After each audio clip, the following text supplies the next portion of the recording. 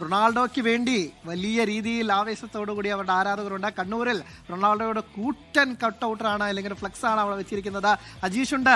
അജീഷേ, ഈ ഫ്ലെക്സിന്റെ കാലഘട്ടമാണ്. അവിടെ കപ്പില്ലെങ്കിലും അണ്ണൻ ഇത്തവണ കപ്പ് തൂക്കുമെന്ന് പ്രതീക്ഷിക്കുന്ന ധാരാളം ആരാധകരുണ്ട്. എന്താണ് അവരുടെ പ്രതീക്ഷയുടെ ഉയരം? അത് താണ്ടുന്ന തരത്തിലാണോ ഫ്ലെക്സ്?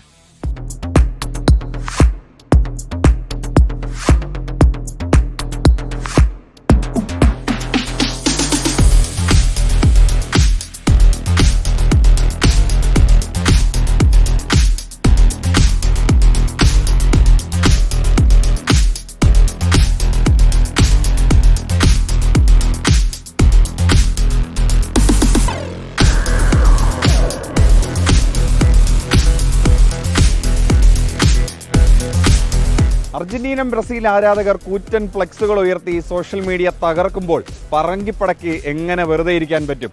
എന്നാ പിടിച്ചോ ഒരൊന്നൊന്നര ഐറ്റം.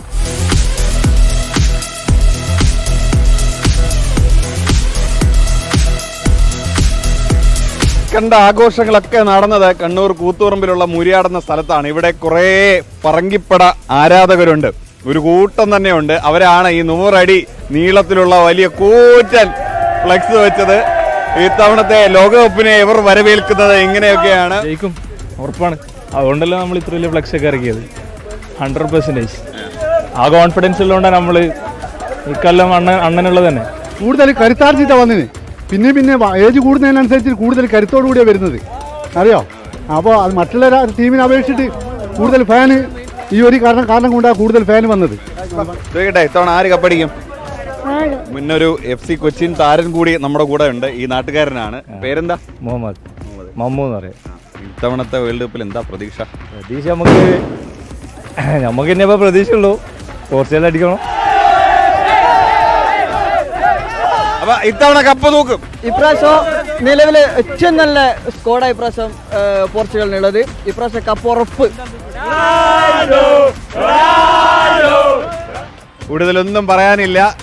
ആരാധകരെല്ലാം ഇത്തവണ ക്രിസ്ത്യാനോ റൊണാൾഡോ വേൾഡ് കപ്പ് ഉയർത്തും എന്നുള്ളൊരു പ്രതീക്ഷയിലാണ്. അവരുടെ ആഗ്രഹം അതാണ്. മൂര്യാട് നിന്നും രജീഷ് കരിവള്ളൂരിനൊപ്പം അജീഷ് ശേകുമാർ, 24.